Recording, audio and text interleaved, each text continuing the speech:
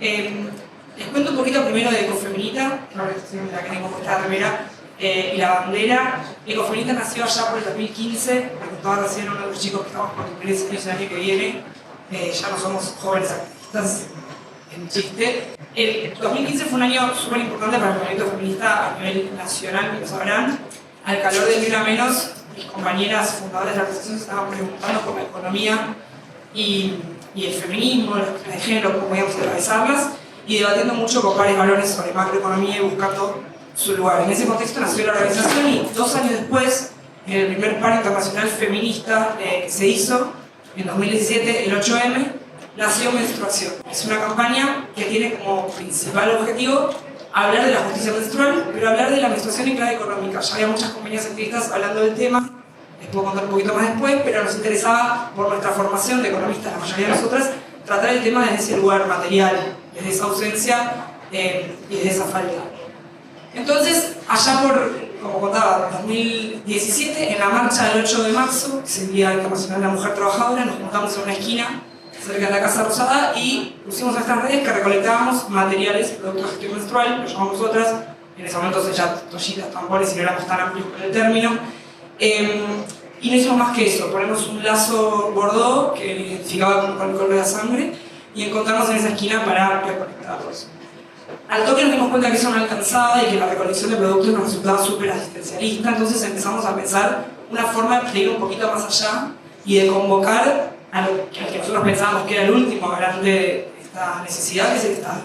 Entonces empezamos a pensar en un proyecto de ley y movilizamos ese proyecto de ley que, a través de muchas juntas de firmas, reuniones con legisladoras y demás, fue presentando y se fue corriendo la bola a nivel nacional para que hoy haya varias ordenanzas municipales aprobadas por la provisión gratuita de productos de gestión menstrual e incluso leyes a nivel provincial en varias provincias como San Luis, Misiones, La Rioja, que fueron aprobando distintos artículos de este proyecto que nosotros en su momento habíamos planteado. Y respondiendo un poco a la consigna, ¿no?, de cuáles son los desafíos, que no funciona a nosotras, porque al fin de cuentas es eso, una historia más de muchas. Yo creo que el principal desafío que tuvimos es la resistencia que tiene todo el movimiento feminista en general. En redes, mucho hate, mucha fake news y mucho ataque vinculado a por qué este tema es importante. Pero a eso se le suma una capa más, que es que la menstruación tiene un tabú a su alrededor muy grande. Un velo que a las personas que menstruamos y a las que no, nos persigue hace siglos. Entonces también estaba el tema de la contaminación, de qué asco, la contaminación digo en el sentido de que muchas culturas lo ven como contaminante el hecho de menstruar, tener que estar aislada. E incluso en nuestra sociedad, que la pensamos avanzada, tuvimos mucha resistencia con ese tema. Es una escuela de la sangre menstrual, incluso mujeres, personas que menstruan.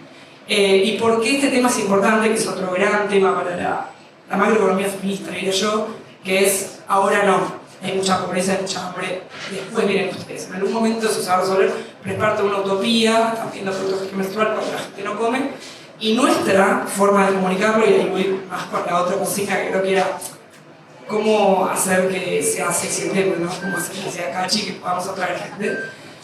Nos pareció que esta gran resistencia que recibimos las feministas, sobre todo las economistas feministas, de primero resolvamos la inflación, el hambre y después viene todo lo que tiene que ver con lo rosa. Para que no nos menosprecien, pusimos a la menstruación en la agenda como un tema de como un factor más de desigualdad económica.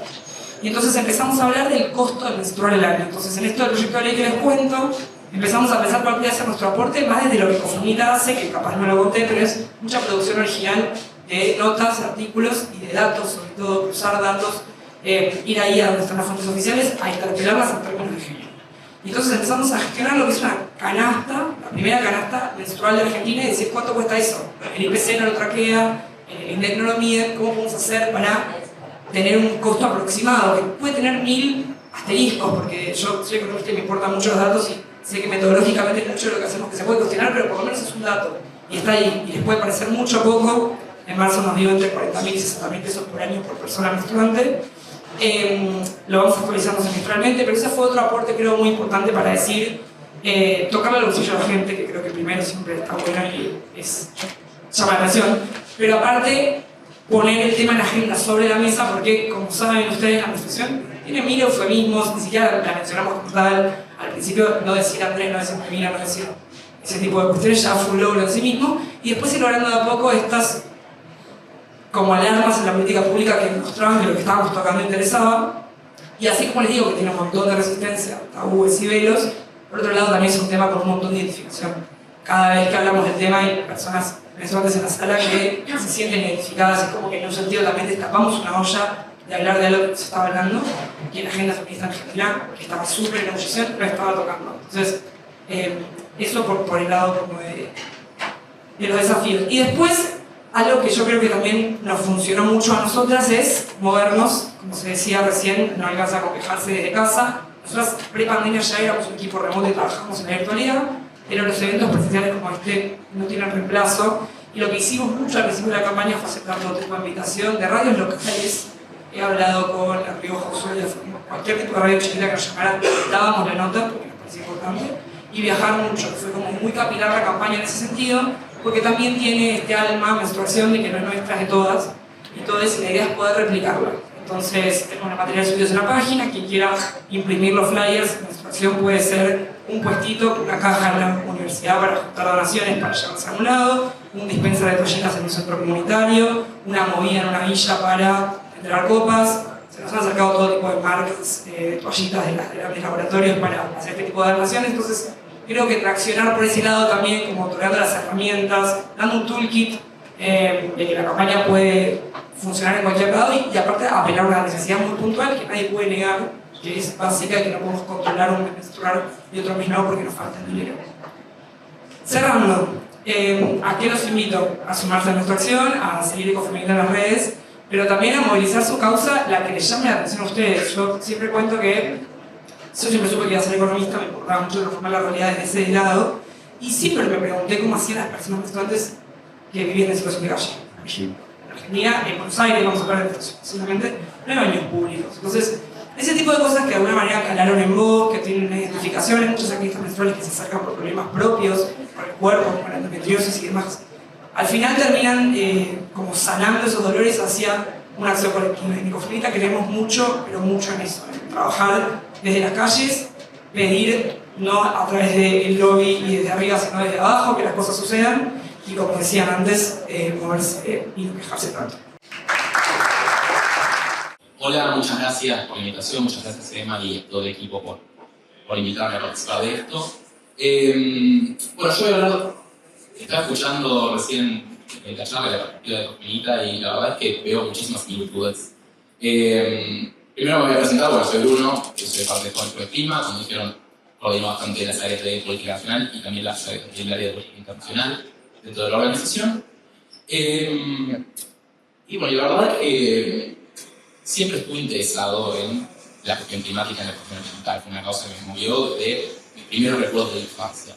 Tanto es así que en 2016, por ejemplo, recuerdo que con 15 años, bueno, yo soy de La Plata y me acuerdo que habían puesto el primer Starbucks en la ciudad de La Plata, ¿no? Y entonces, bueno, salimos a caminar con mis amigos, fuimos a Starbucks. Recuerdo ir, tomaba mi café y al ver el fondo del vaso de plástico, veo que no tenía ningún símbolo de reciclaje. Entonces fui muy enojado. Nada, soy a veces soy un poco peleador, que para algunas cosas no está bueno, para otras viene bastante bien. Voy muy enojado con el cajero y le digo, ¿cómo puede ser que acá no tengan el símbolo de reciclaje?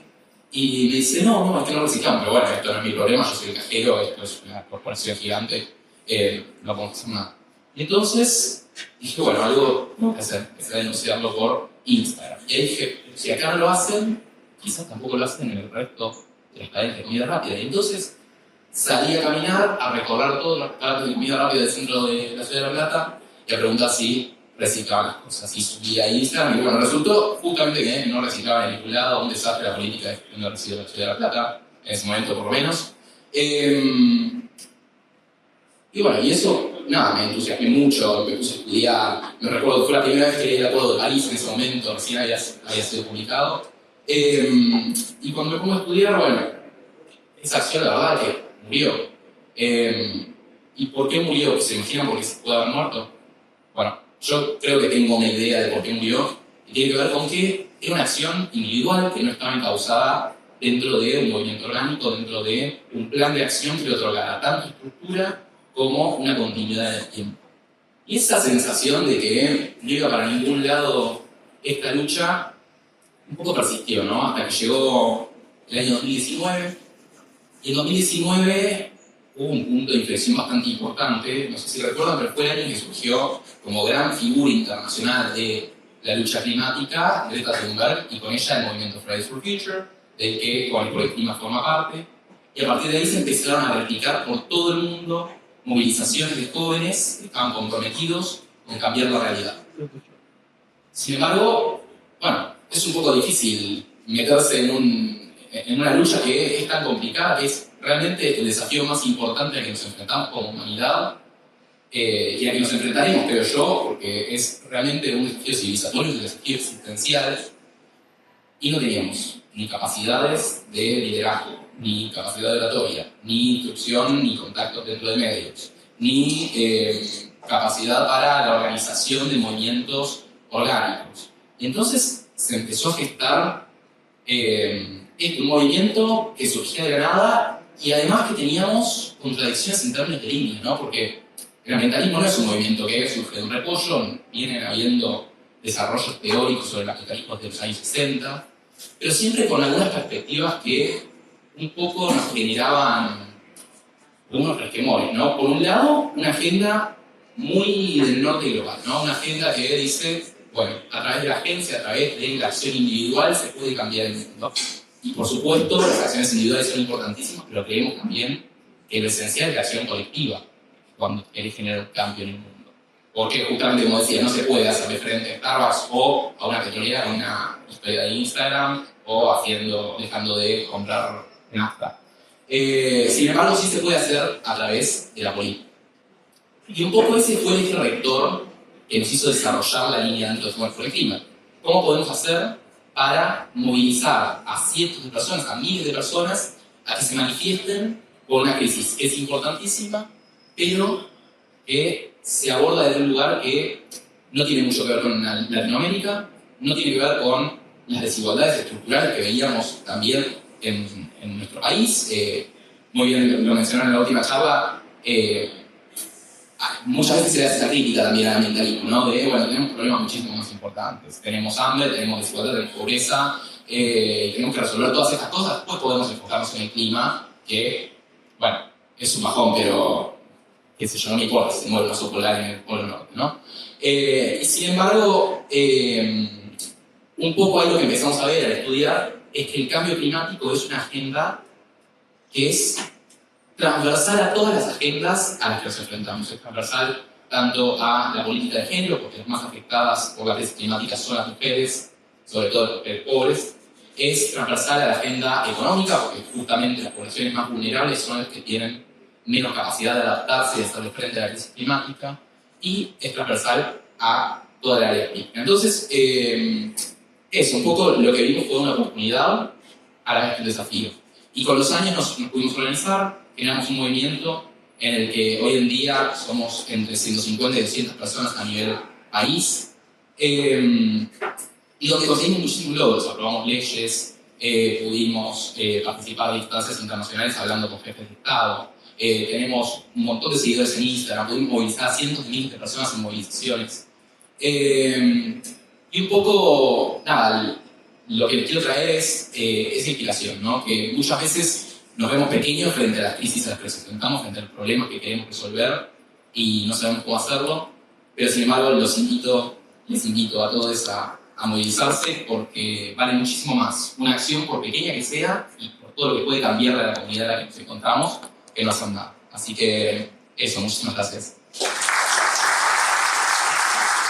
Hola, mi nombre es Victoria González Silvano, soy abogada, me dedico a litigio, soy docente en el curso de cronómetro, soy docente, soy abogada, soy investigadora, pero sobre todo soy una abogada que litiga, que vivo de la litigación, pero que aparte soy animalista.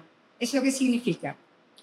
Que a diferencia, no de nuestro compañero, pero sí de la mayoría de los ambientalistas, nosotros consideramos el ambiente como un lugar que ocupamos con las otras especies. Es decir, la otredad, el otro, que es de otra especie, es tan valioso como nosotros. Pero antes de contarles todo lo que hicimos, creo que Norma nos tiene que contar, porque sin ellos yo no puedo hacer nada. Entonces, Norma, contanos qué haces y yo les cuento cómo sigo. Bueno, encantada, yo soy Norma, soy la fundadora de Calle Quiero, Casa Quiere. Hace 18 años arranqué primero yo sola, ayudando a la gente. Y después, bueno, la gente me falló porque lo que uno les daba no lo querían, no tenés otro par de zapatillas, no tenés otro color y otra vez la misma comida. Y dije, no va por ahí el ayudar. Y después empecé a levantar cajas de cachorros de la ruta, o que alguien me llamaba por teléfono diciéndome, che, podés, bla, bla, bla, bla. Bueno, sí. Empezó la era de las redes, Facebook, soy de esa época, y armamos un grupo de nodrizas, mamás nodrizas. ¿Qué significa esto? Criar bebés a mamadera, recibir una perra preñada, sacarla adelante. Me empezó a interesar mucho más todo esto, nos sumamos con otro grupo de gente a ayudar, y el gran empuje fue cuando en el año, no recuerdo bien, cuando fueron las inundaciones de La Plata, nos sumamos con un montón de gente para ir a La Plata con donaciones que la gente vino hasta nuestra casa, que estamos en servicio de voto, a traer colchones, cuchas, comida para los animales. Conseguimos que un camión nos llevara hasta La Plata. Sumé a mis hijas, porque ellas desde chicas, si bien tenían todo, me gustó que vean que no todo es color de rosas, sino que hay otro que necesita ayuda. Y hoy ellas siguen mis pasos. Y bueno, y ahí arrancó este viaje de ida hacia los animales, en el rescate. En el año 2012 ya formamos Callejero, Casa Quiere, y hace 3 años me involucré mucho más con el tema de maltrato animal. El primer caso fue un allanamiento a una acumuladora cerca de casa, acumuladora de animales, no sé si saben lo que es. La señora juntaba basura, todo lo que encontraba en la calle, más animales. Entrar con bomberos, con el SAME y con la policía fue casi imposible, hubo que romper la puerta, pues ya, abrir la puerta y entrar así. Animales muertos, ratas. La señora no tenía un solo lugar donde moverse, pero ella, en el hecho de querer ayudar a los animales, los ingresaba a su casa, pero no tenía forma de darles de comer ni de nada. Ahí empezó la preocupación de qué hacer, de qué manera poder ayudar. No solamente ayudar a los animales. A esta señora, ¿cómo? Bueno, con ella se pudo hablar ahí en el barrio y la gente le dio una mano hasta que finalmente se le incendió la casa. Bueno, tema aparte. En el 2021, por un aviso de Instagram de que estaba haciendo una denuncia en una propiedad que se veía desde una terraza, jaulas con un montón de animales, resultó ser que era un criadero ilegal de estafis. Ahí fuimos como vecinos y ahí conocí a todo el grupo de UFEMA, que hoy, bueno, en 3 años estamos colaborando con ellos en todo lo que es allanamiento de criaderos ilegales, maltrato animal y todo eso. Así que esto es un viaje de ida y bueno, acá viene toda la parte legal de la doctora. Bueno, para que sepan, tenemos una materia que se llama Derecho Animal en la Facultad de Derecho, en grado, está abierta a todo el mundo, están todos invitados, es el chivo. Es lunes y jueves de 20 a 21:30, los espero, porque la mejor forma de entender a los otros animales, entender cómo se los trata, cuál es la legislación que no tenemos, que tenemos, y cómo trabajar en ello. ¿Y cómo hacemos? ¿Y por qué yo trabajo con la temática animal? Porque no solo hago derecho penal, también hacemos derecho civil. De hecho, la mejor civilista en este tema está ahí sentada, María José Domínguez Edreira, que es la persona que más sabe sobre regímenes comunicacionales, porque mucha gente se separa y quiere ver al animal con el que tuvo, y violencia interespecie. Está ahí sentada y tendría que estar acá. Pero bueno, la vamos a invitar, claro. Pero bueno, a veces uno tiene más chapa, nada más, no engañemos. La realidad es esta. ¿Por qué trabajo con esta temática? que me crié con animales, es verdad, soy de Córdoba, vivo con ellos desde ahí. No me imagino mi vida sin un animal no humano.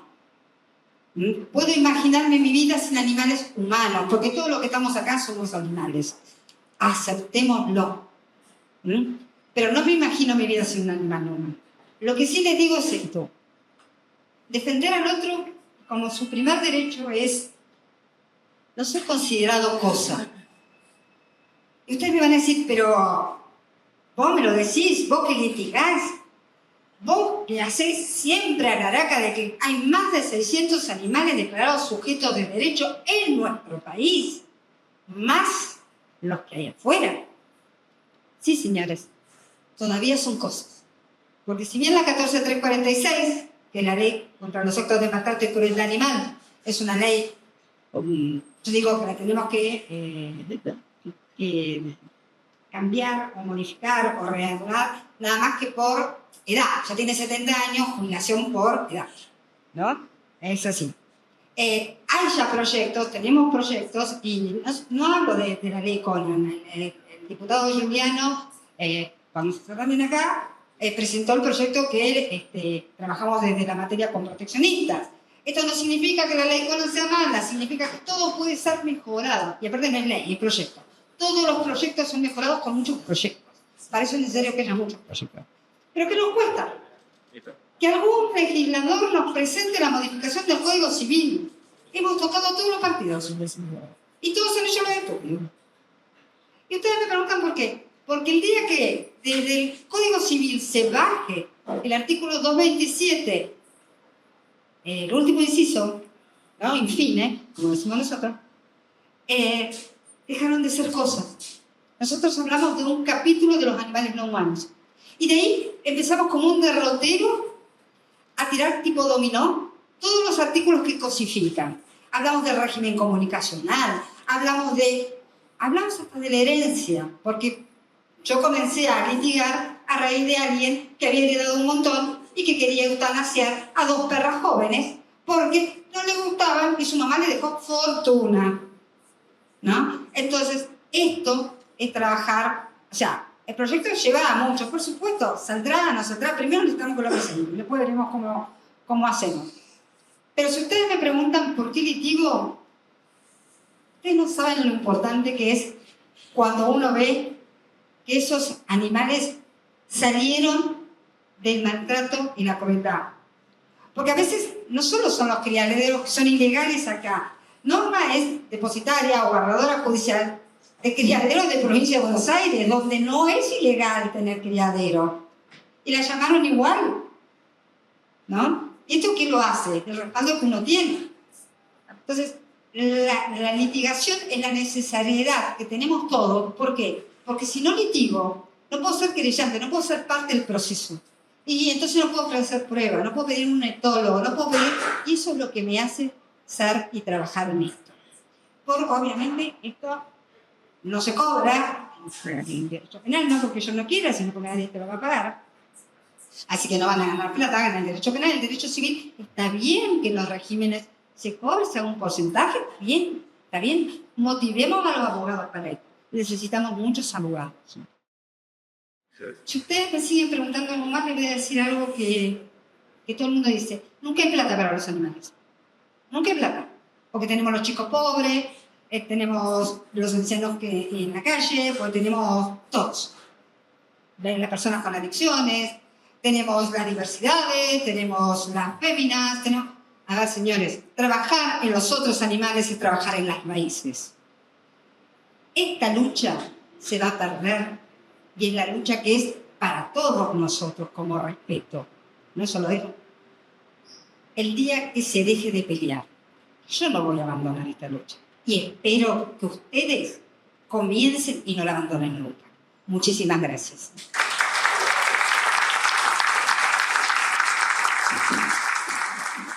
Muchísimas gracias, me tengo que también agradecer, muchísimas gracias a todos los que vinieron, que se hicieron un rato para participar acá. Quiero agradecer especialmente a Vicky, a Norma, a Bruno, a Lucía, por hacerse el tiempo y por ser tan honestos y honestas en compartir su lucha, su causa. Me encantó muchísimo cuando Lucía se subió y arrancó con la remera, ¿no? Con la remera de Ecofeminita. Y después lo vi a Bruno con su camisa verde, no sé si tiene que ver o no con cómo por ejemplo, pero queda bien igual en lo que estoy diciendo, así que lo voy a usar. Y lo mismo Norma con Callequero Casa Quiere. Pero más allá del simbolismo, me parece que es como...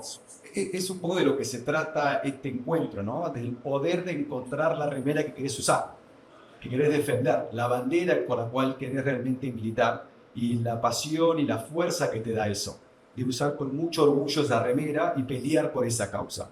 No sé qué les parecerá a ustedes, pero yo la verdad que no tengo ninguna duda, es que es sumamente inspirador, es una gran oportunidad. Y en un momento donde es tan difícil creer en cualquier cosa y donde la confianza está por el piso y recontra pisoteada, cuando vos escuchás a Norma, escuchás a Vicky, escuchás a Lucía o escuchás a Bruno, lo que realmente ves es como mucha fuerza en lo que cada uno de ellos cree y defiende. Y esa fuerza te da una energía muy particular. Y la verdad que es recontra inspirador. Mi nombre es Emma Ferrario, soy pareja de Fran, papá de Loki. Vine hace ya 18 años a la ciudad de Buenos Aires en el año 2003. Me gané una beca para venir a estudiar a la Universidad de Itela, Relaciones Internacionales. Me gradué de la Universidad de Itela, fui a trabajar a una empresa que se llama la empresa Techin. Trabajé 4 años ahí, pero un día tuve un problema, que me di cuenta que no era mi propósito, que no era lo que me motivaba. Y ahí arranca una gran crisis, porque bueno, ¿y ahora qué? Y yo lo que me di cuenta en ese momento, que lo que me motivaba, después de mucho pensarlo, era, che, yo quiero ser parte de algo que muestre que se puede resolver los problemas de otra manera. Yo soy como un empedernido en creer que todo tiene solución. No creo que las cosas no tengan solución. Salvo la vida, pues todo tiene solución. Entonces, con creatividad, con energía, con inteligencia, con humildad, con escucha, se puede resolver casi cualquier problema. Esa fue como la primera derivada de mi propósito. Yo quiero pertenecer a algo que resuelva, y que resuelva de una manera distinta. La búsqueda de ese propósito no fue fácil y me llevó un montón de tiempo. Charlas con profesores de la universidad, con amigos, incluso hasta volví a estudiar, con parejas, con distintas personas, tratando de derivar y de hilvanar y de entender qué era realmente lo que me movía. Después de seguir trabajándolo, me di cuenta que mi propósito era un poquito más específico. Y a mí lo que más me motiva es empoderar gente, ¿no? Que suena poquito, pero a mí me motiva eso. Y me motiva que cada rol que tengo sea una plataforma. Sea una plataforma para que otros tengan voz, para que otros amplifiquen su causa, para que otros puedan trabajar por lo que los moviliza, para que otros realmente puedan avanzar en la lucha que ellos tienen y que día a día les quitan sueño. Y eso es lo que a mí me llena y lo que trato de hacer desde cada uno de los lugares que ocupo. Hoy este encuentro es parte de eso. Con la excusa de un libro, que lo que busca justamente es que todos aquellos que tengan una causa, que tengan un propósito, que están en la incomodidad de tratar de clarificar cuál es su propósito, tengan una hoja de ruta en esa búsqueda. Y un poco lo que Coordenada para Antisistemas, que es este libro, propone, son herramientas. Es una cajita de herramientas para todos aquellos que quieran liderar algo. ¿Algo que me refiero? Bueno, a eso que te quita el sueño, a eso que te incomoda, a eso que realmente te hace como tener cosquillas en el estómago, de che, esto realmente me quiero involucrar, esto quiero cambiar, quiero tener algo, quiero tener un impacto en lo que estoy haciendo. Y en Coordenadas para Antisistemas, lo que se busca es, bueno, dos cosas. Primero es, ¿querés liderar algo? ¿Querés buscar ese propósito? Bueno, ¿cómo haces el camino para buscar tu propósito? Y lo otro es, bueno, ¿cómo haces para movilizar a otras personas? Yo lo decía Bruno, es bueno, me di cuenta que solo no podía, que necesito que realmente esto sea un proyecto colectivo, que involucre a otras personas que tienen ese mismo interés. Bueno, perfecto, descubriste tu propósito, ¿cómo hacer para que otros se sumen a esta causa que estás teniendo? Y Coordenada para Antisistemas proponemos 3 cosas, me cuesta hablar en primera persona. En Coordenadas para Antisistemas propongo 3 grandes cosas en esa búsqueda. La primera es poner toda la energía y todo el foco en encontrar tu propósito, que es un camino recontra difícil, no es lineal. No es que lees un libro, ves un instructivo en YouTube y salís a la calle y decís mi propósito es esto y salgo adelante. No, realmente es un proceso que requiere tiempo, que requiere mucho foco, pero por sobre todo lo que requiere es humildad en la búsqueda. Pero cuando lo encontrás y lo podés transmitir, eso es recontra poderoso, porque es un norte, porque es concreto, porque es tangible, porque te vuelve confiable, porque quienes te rodean saben qué es lo que estás buscando.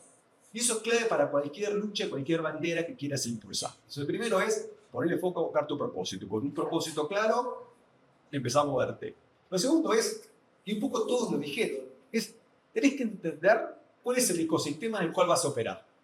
Tenés que entender una palabra que está muy de moda, por todo el impacto negativo que tiene, pero para mí es como entender dónde nos movemos, que es el sistema. Tenés que entender el sistema sobre el cual querés transformar. Y tenés que entender quiénes son los actores. Y tenés que entender quién tiene el poder en tu causa. Y tenés que entender, pues, sobre todo, quiénes van a perder con lo que van a cambio.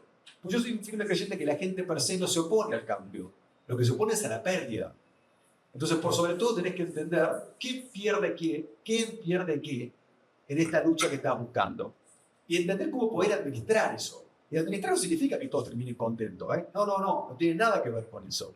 Lo que tiene que ver es, dar una batalla lo más eficiente posible y sabiendo dónde hay que intervenir para poder avanzar en lo que está buscando. Y el tercer punto, que es el más importante, es con un propósito, entendiendo cuál es el ecosistema en el que te moves, cómo movilizás. ¿Y qué significa movilizar? Porque movilizar significa movilizarte a vos, en la búsqueda de tu propósito, pero también es movilizar a otros. Y cuando movilizas a otros, para mí lo más importante es cómo haces para afectar justamente cuáles son las creencias, los valores, las prioridades que tenemos cada uno, que tenemos que ajustar para poder seguir adelante con esta causa. Y suena recontra abstracto, pero es muy concreto. ¿Cuáles son las creencias que tenemos que no nos van a llevar hacia donde queremos ir? Y tenemos que estar orgullosos de un montón de cosas que hicimos. Pero los contextos cambian, las prioridades cambian. Y cuando eso sucede, hay una parte que conservamos, hay una parte que tenemos que evolucionar, hay una parte que tenemos que descartar. Y eso es muy difícil. Y por sobre todo, en esa búsqueda de liderazgo y movilizar, lo más importante es no caer en nuestra tentación de querer dar respuestas continuamente a esa causa que queremos movilizar. Muchas veces no. Siempre es más importante hacer una muy buena pregunta y no caer preso en nuestro ego, querer darle respuesta a esa pregunta cuando queremos realmente impulsar este tipo de causas. Entonces, para cerrar, lo que quiero decir es eso, en un contexto donde hay como mucha desesperanza, mucha desconfianza, donde claramente hay una crisis de representación tan fuerte, yo creo que la única manera que tenemos de poder llenar de sentido de la vida pública es si justificamos las causas de Jóvenes por el Clima, de Ecofeminista, las causas de Vicky, la causa de Kayakero Casaquiere, por cientos de miles. Es la única manera que vamos a entender que nadie se salva solo, que esto es colectivo y que si realmente queremos mover nuestro país de un lado hacia el otro, que es el mayor progreso, mayor igualdad, mayores oportunidades, se hace de esa manera, encontrando cuál es el hilo conector entre estas cientos de causas ciudadanas. Muchísimas gracias.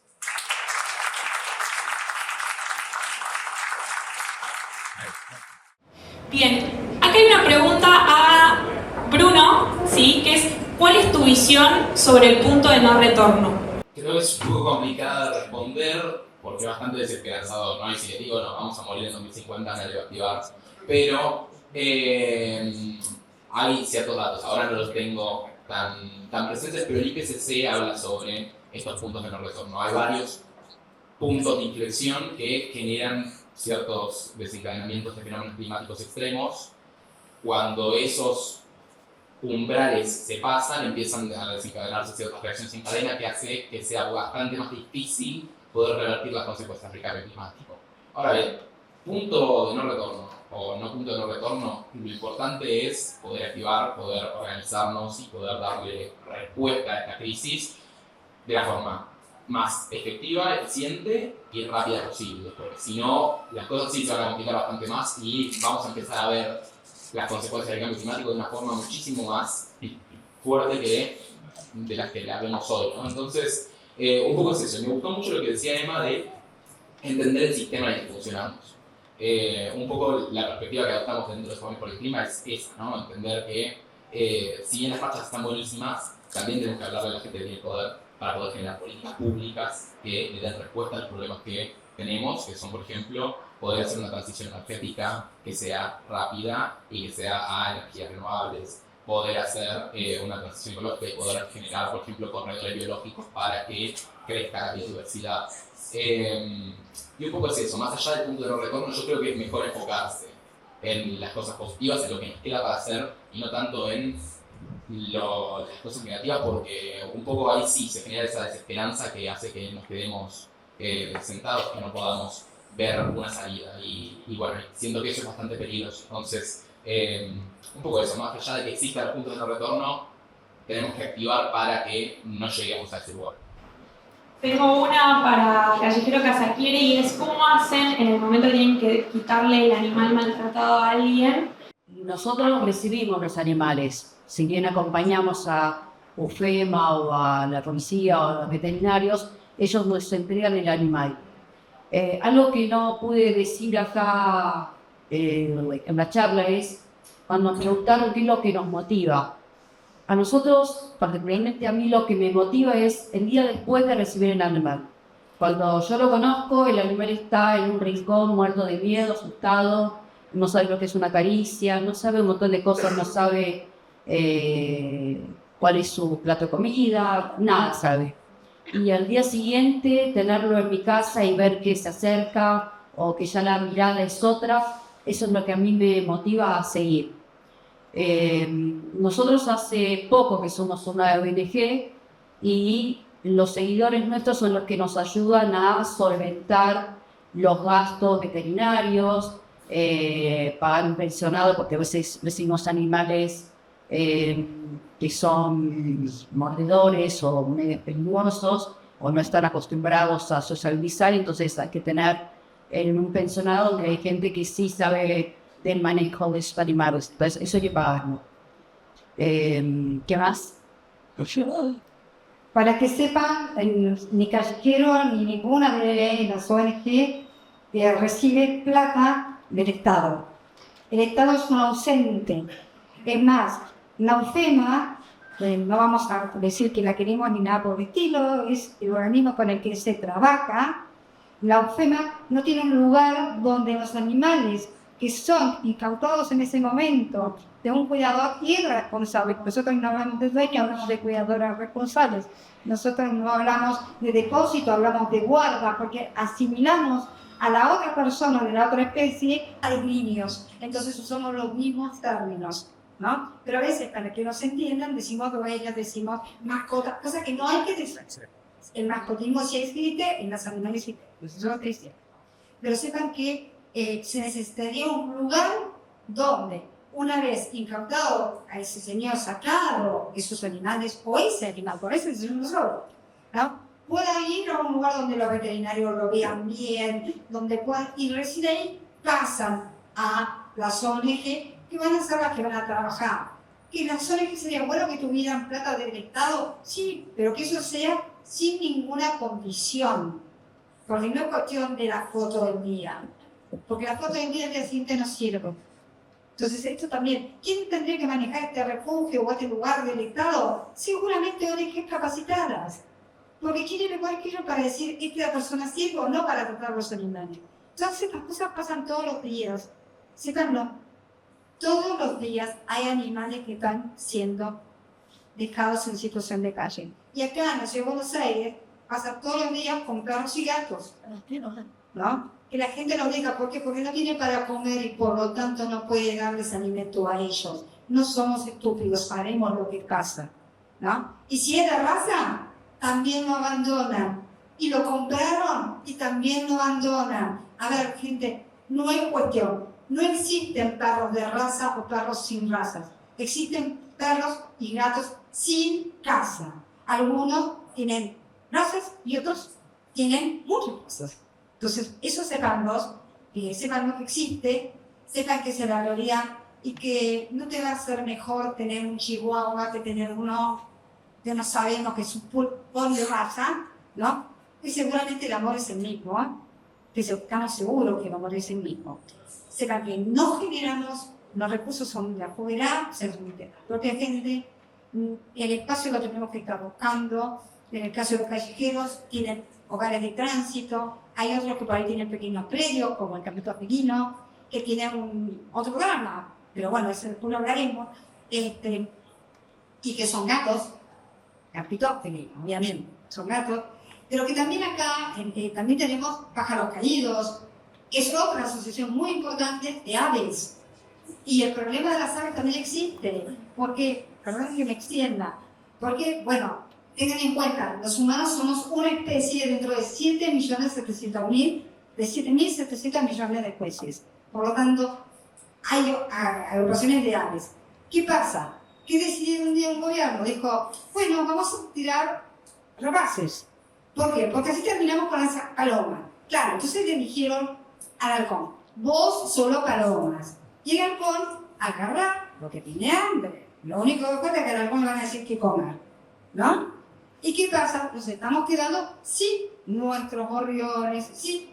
¿Por qué? Por la estupidez de algún funcionario que lo hizo por ahí con buena intención, pero de buena intención está plagado el camino al infierno. Bueno, yo soy de Córdoba, por lo tanto siempre termino con alguna anécdota. ¿No? Entonces, esta es una realidad que tenemos. Hay las ratas, y ahí termino, las ratas también merecen nuestro respeto. Ustedes me dirán, ¿que vamos a vivir con las ratas en nuestra casa? No. Pero debe haber desde el Estado un control ético. Y saben una cosa, hay organizaciones que se dedican a ello, ¿no? Entonces también, los animales que llamamos liminales también tienen organizaciones que tratan de protegerlos. Es cierto, hay muchas ratas. ¿Esto qué significa? El Estado no está haciendo nada. Tengo una última consulta, una última pregunta, porque ya estamos llegando al final del evento y es para Lu. Y es, Lu, la lucha feminista lleva años enfrentándose a ciclos de empuje de derechos, a momentos y tiempos de antiderechos. Vos mencionabas una que era el cambio de enfoque, tal vez. ¿Cuáles son las otras herramientas que uno tiene para convencer y generar el cambio y empujar el cambio en política pública? Bueno, me parece que lo que decís es clave, que a veces son contextos y hay que entender eso y leer esos contextos y actuar en consecuencia. Nosotras, los proyectos de ley tuvieran, esto lo mencioné para no alargarme, pero tuvieron un auge importante con la pandemia porque creemos nosotras que la sanidad vino aparejada, que esto de la higiene menstrual, salud menstrual. De hecho, nuestro lema de la campaña 2020 era en cuarentena seguimos menstruando y así como toda la bandina, hacer la de lavarse las manos, no olvidar que la menstruación sigue sucediendo, como sucede en catástrofes, como sucede en todo tipo de contextos. Entonces ahí creo que eso tuvo un empuje, había habido un empuje feminista previo y después hay un año electoral, siempre hay algo en el contexto. Entonces nosotros somos muy de creer que cuando hubo un empuje para eso estuvo buenísimo, pero que si no también hay un montón de otras cosas que se pueden hacer y que si las legisladoras y legisladores nos están llamando para esas reuniones, si cayeron estaba por meter los proyectos, que es lo que pasó. Entonces empezar a tener algo que nos gusta mucho a nosotras, que es un activismo como mucho más local. Hablamos mucho con organizaciones como por ejemplo puede ser La Poderosa, les interesa mucho el tema, vamos, damos el taller, somos muy de formar formadores y buscar que en espacios comunitarios también existan personas que tengan este conocimiento, como decían las chicas, nadie mejor que alguna activista menstrual para llevar adelante políticas menstruales. Entonces, en ese sentido, cuando no hay tanto diálogo con el poder, buscar otras herramientas de convencimiento que están para mí mucho más vinculadas a lo local, y en nuestra ciudad eso tiene mil aristas. Lo otro es no competir y colaborar, porque también ahí hay algo de que, si bien hay un montón de gente para convencer que, como decíamos, está sentada mirando la pantalla de ninguna causa, hay un montón de personas con nuestra causa que la están mirando desde otra vista. Y está bueno, eso fue lo que hicimos cuando creamos AMRED, que un poco lo mencioné, pero es una red de activistas menstruales, para buscar hablar entre nosotras. Nos invitaban a charlas y bueno, ¿cuál es tu horario cuando son temas empresariales? No competir, ¿qué está haciendo el Estado? Vos te llamó a la legisladora, me llamó a otro, juntémonos todas y veamos, porque al final la bandera es la misma, y por más que algunas tengamos mini diferencias que pueda haberlas, está bueno juntarnos, porque como decíamos, es colectiva la salida y un fin general que podemos tener todas es la ley integral de salud menstrual. Entonces, en ese sentido, empujarlo juntos. Les agradecí al principio y les agradezco nuevamente a los invitados por haber compartido su experiencia y por habernos compartido su tiempo, y a los asistentes por habernos dado un rato de su tiempo, que no es menor en este momento. Así que muchísimas gracias por haber venido.